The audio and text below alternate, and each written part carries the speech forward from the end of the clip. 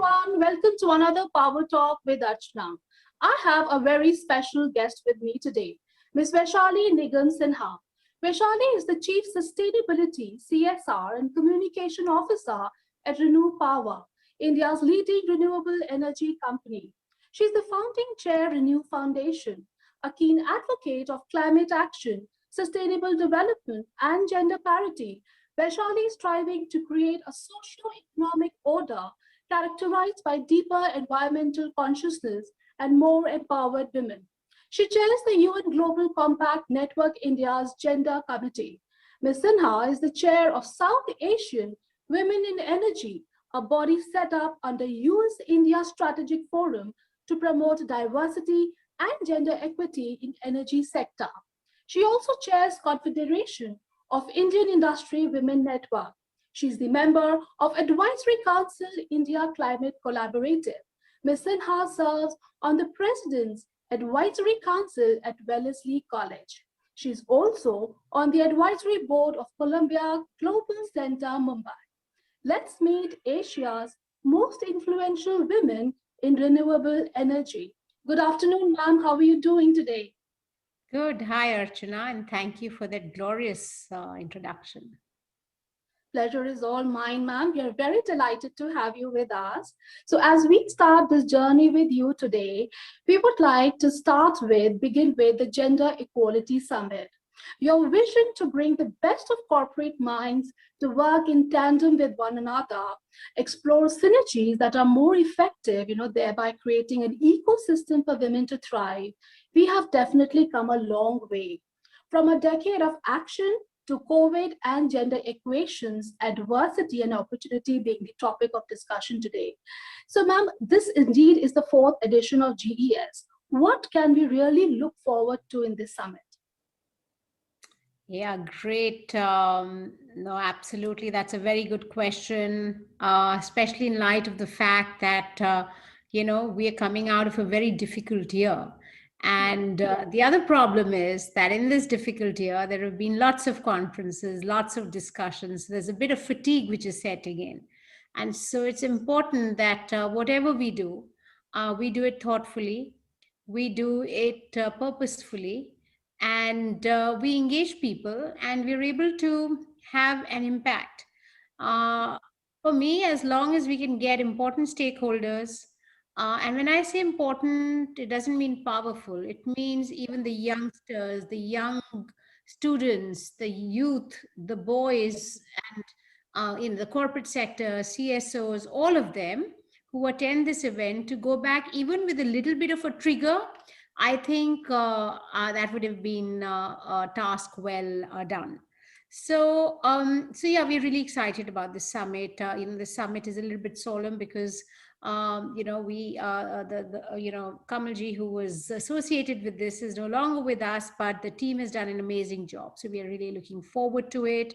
And I think we need to look at the criticality of what's going on during these times. In the COVID times, women have really had a difficult time, more so than any other, set of individuals. So professional women, women in rural India, women who are, informal workers, women who've actually had a job, and women who've not had a job. Both sets of people have had to struggle.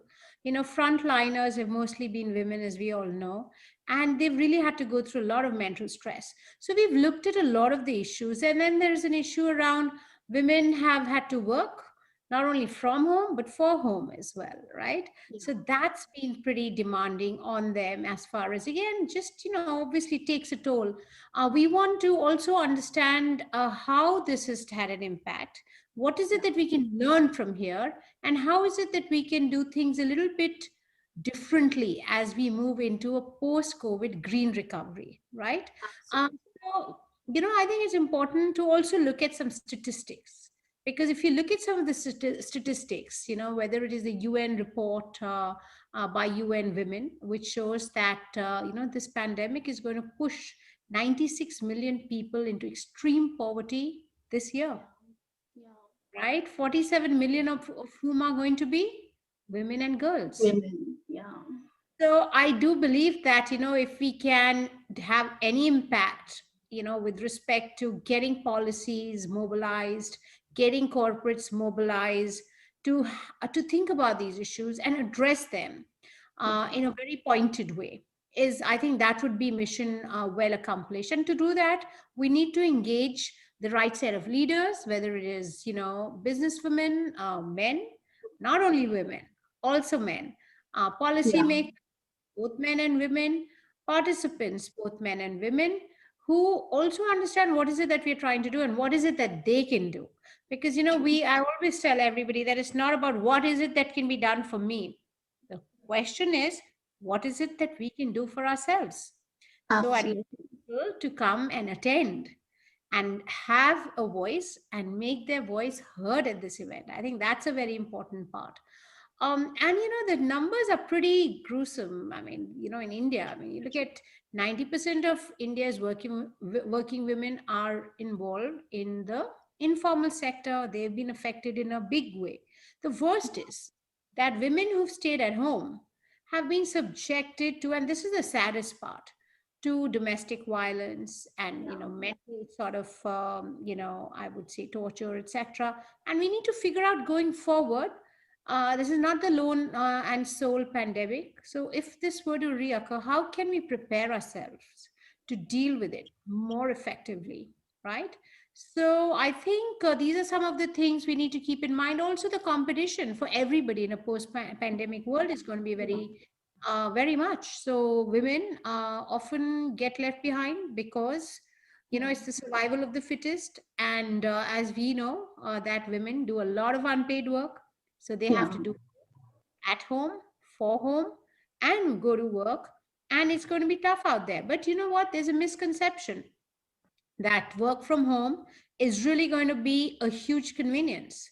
yeah, Honestly, I'm not 100% sure what impact it's going to have on the job security. So I'd like to sort of flag this to all the women who are listening to this, that let's be on top of things. Let's just go back charged, motivated, and fight for a spot at the workplace, which we are all very trying very hard to secure, right? And so much will have to be done by us. So I yeah, think just honest discussion, I think just brainstorming, engaging leadership, getting, stakeholders from different sectors, technology, social media, government, getting people from all these segments to come together and kind of chart a systematic ecosystem which is going to work for women, right? And so hopefully with that counsel and mentorship and guidance, it's going to help them to think and rethink about what they're going to do in the future over the next few months.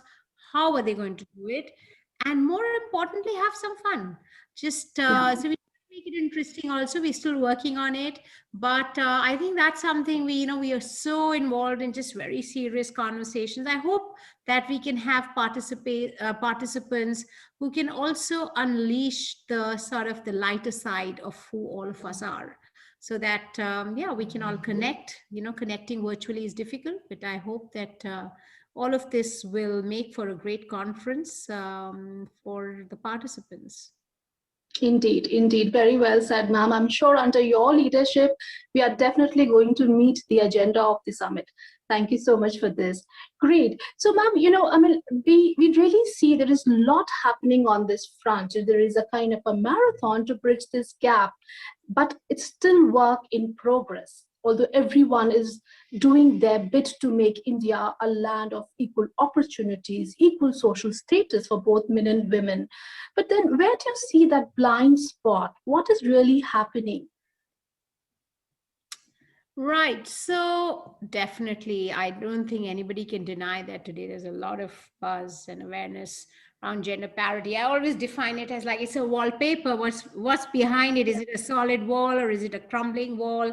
And Yeah, so it can create a bit of a misconception, and we all feel that we're doing so much, and there's a lot of policies and a lot of talk, but what is the impact? Actually, numbers don't really align with that, so numbers are going in a different way, and the talk is going in a different way. And that's what bothers me, and that's the mission, I guess, one has, to try and see how can we measure the outcome of the initiatives, Yeah. right? What are the metrics? Let's talk about the metrics, right? So Yeah. I think, of course, awareness is good, but definitely let me not sound a little bit negative or pessimistic. I really do feel that if we go back and look at, how women were positioned at the workplace, maybe a couple of decades ago versus now, there's been a huge difference. And so Yeah. definitely we have to acknowledge that. We have to acknowledge there's greater sensitization. I think the UN SDGs, SDG 5, have just accelerated the sensitization and the commitment of various Yeah. stakeholders. Yeah. They've connected the global commitment with national level commitment, with state, ground, district level. So I think there is that sensitization, and everybody is working towards meeting the goals. And I think that's the one good thing which I see. I think also we are very fortunate, Archana, that we are in a country where our leadership is really committed to a lot of the SDGs, be it climate, be it, safety, environment, and gender inclusiveness. There's a lot of prioritization, there's a lot of responsibility, and there is a lot of voices out there which are resonating with people like you and me, who want to ensure that there is acceleration of the SDGs for us to meet our goals. So True. our Prime Minister is a great advocate, as you know. Also, Yeah. the Child Development Minister, Shri Smriti Irani, has been executing plans, not only talking but implementing plans. So we've had a bunch of schemes, which have really worked well. So, one of them is the National Nutrition Mission, Ujjwala Scheme, Pradhan Mantri's Yojana, Beti Bachao, Beti Padhao. So all of these things they add to the Yeah. goals and the objectives we have. So I think capacity building training is important. And we have different requirements, in the urban situation, and different in the rural area. Women are very capable, very Yeah. driven, Yeah. but they do need, because the ecosystem is not supportive. So if you're doing a capacity building program, we've seen in the work we do, it has to be well timed. We have to give them that support and facilities for them to be able to attend the program. It has to be Yeah. done at a time where they can attend. Really need to customize some of the initiatives, and just not make generic initiatives. So that's for sure, because we've seen in other parts of the world, when right understand the situation, make policies, and have an implementation plan, it works. Yes. It works, and you can see that women get engaged. You can see men get engaged. You can see families get engaged. There's a support system. The VCs, the funders, all of them get engaged to, and get incentivized, because they see that when women get involved, and when women are supportive, it adds to the bottom line. It adds to the GDP of countries and nations and economies. We've seen during COVID times that women have led well. I don't want to compare. I just want to say they've led well, and they have led in an exemplary fashion. Okay. So clearly, I think there is a recognition that there's huge amount of untapped value out there, which we Yeah. really need to extract from the system, which is lying latent. And so it's going to be only smart for us to do a few things. So what is it that we can do to catalyze this journey towards gender parity? One is, gender budgeting, right? We Yeah. still spend less than 1% of our GDP on women's development. This is really minuscule, right? So we need to also, once we spend, but we also have to be outcome driven. So that's also important. Then, as I talked about skilling, capacity building, it's essential that we provide this training. So technology, it's a pity to see that tech is going to be anchoring the future of the workplace. And if you look at some of Absolutely. the surveys, right, which have been done, it shows that women are not as tech savvy as they could be. So we really need to work there. Otherwise, they'll get left behind, right? The fourth industrial revolution.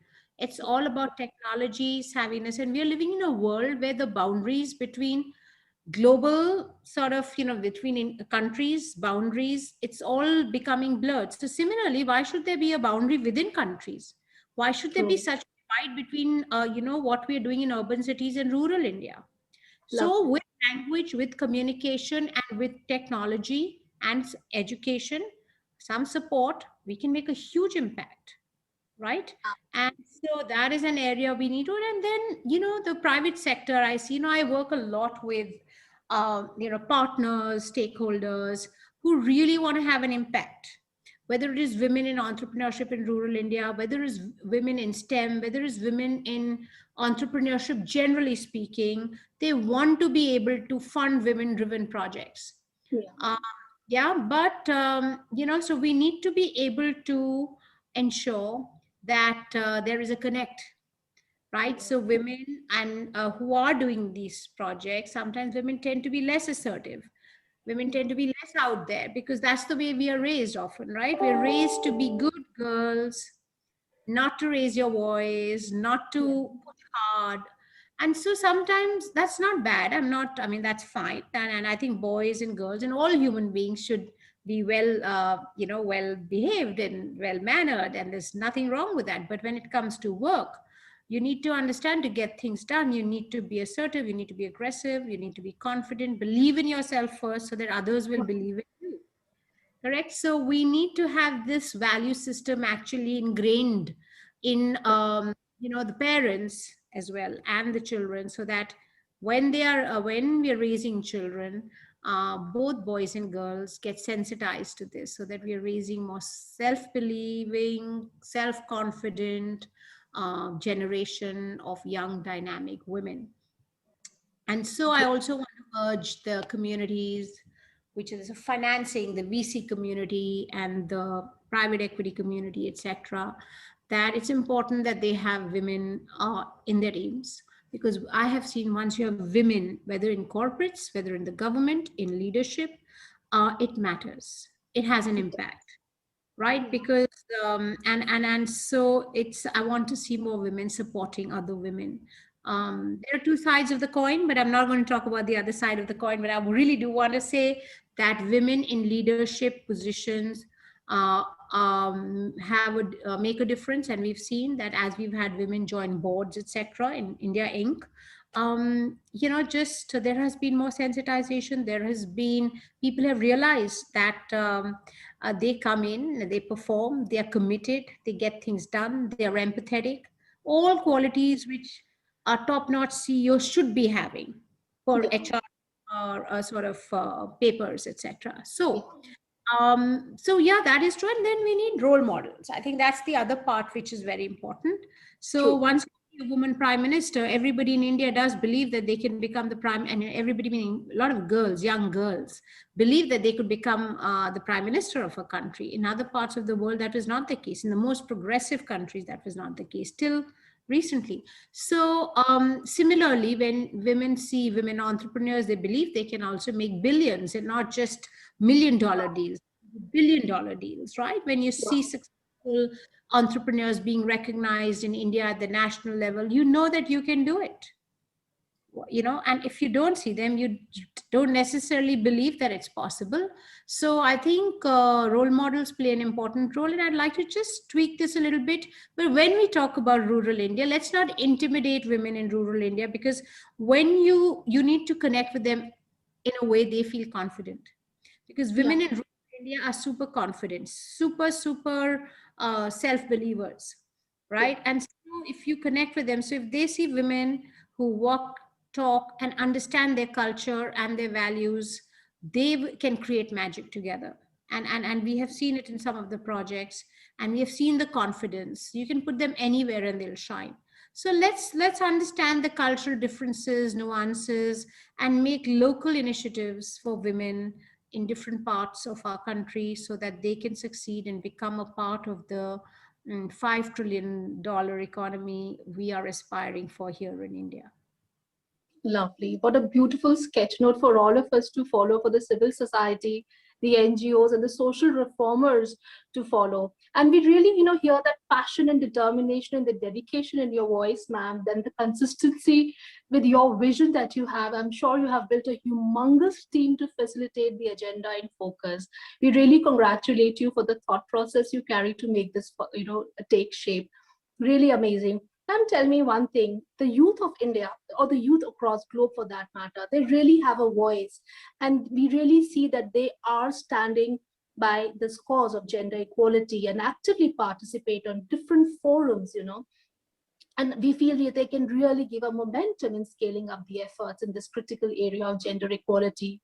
What are your advice message to them, to take this forum at a level when this can be heard and, come into practice? No, I think that's a very good point, and I did refer to it in my comments earlier. That how definitely we're living in a world where I'm learning a lot. I have two kids, a son Wow. and a daughter, and my daughter just finished college. She makes sure that whoever she interacts with understands that she means business with respect to what she aspires for, right? And what Wow. she expects and how she expects to be treated, because there is a lot of inherent condescending attitude towards young women, because there's certain expectations of them once they grow Yeah. up. And that's fine, as we should have of boys and girls. It should be Yeah. both ways, Yeah. because girls work so hard to get where they do, and then suddenly the cost changes, right? But I'm glad to see that the youngsters of today are well rounded, and they respect inclusiveness, and they want they want partners who are independent and self reliant, and they take great pride in associating with the groups who think that way. And I see this around the world and in India as well. So that's fantastic. But India is a big country, India is a diverse country, and so if we can do a lot more so that there is more parity and there's more equity. I think it'll definitely help the young generation see. So I can see a lot of things on this conversation, but what really is important is that we have to make sure they see it in their immediate ecosystem. So if I Absolutely. want my son to respect his partner, friend, spouse, whoever, he needs to see it happening in his house. And if it does, you don't have to say much, right? So that, I believe, is extremely important, that we as adults, we as leaders in terms of the government, various business leaders, we have to change the narrative of how we behave, how we interact, how we engage. And automatically, the young generation is going to latch on. So I think that is definitely an important way to walk the talk, right? And Absolutely. so once we do that, I think we will definitely engage our youth, and the mindset change has happened. I think all I want to say is that not only should women be more assertive, but I'd like young men to be more sensitive, more respectful, more encouraging, because you know what, this journey towards parity cannot be a lone journey by women alone. So Yeah. when boys and girls, men and women, walk shoulder to shoulder, it's going to be fun, not otherwise. Yes. Yes. Absolutely lovely. Ma'am, coming back to the Gender Equality Summit, it falls a day after the International Women's Day. Your message to your women across the globe. Just be yourself. Just be yourself and just don't give up. Because if you do, then don't expect others to believe in you. So I do follow that as a thumb rule, that quietly, in a very determined way, we should not only work for ourselves, but for those around us, and for the next generation, we owe it to them. Lovely. Great. Thank you so much, ma'am. Thanks a lot for gracing our show. Absolute pleasure to have you with us. Thanks a lot. Have a wonderful life. Thanks. Take care, Archana. Thank you so much, ma'am. Thank you.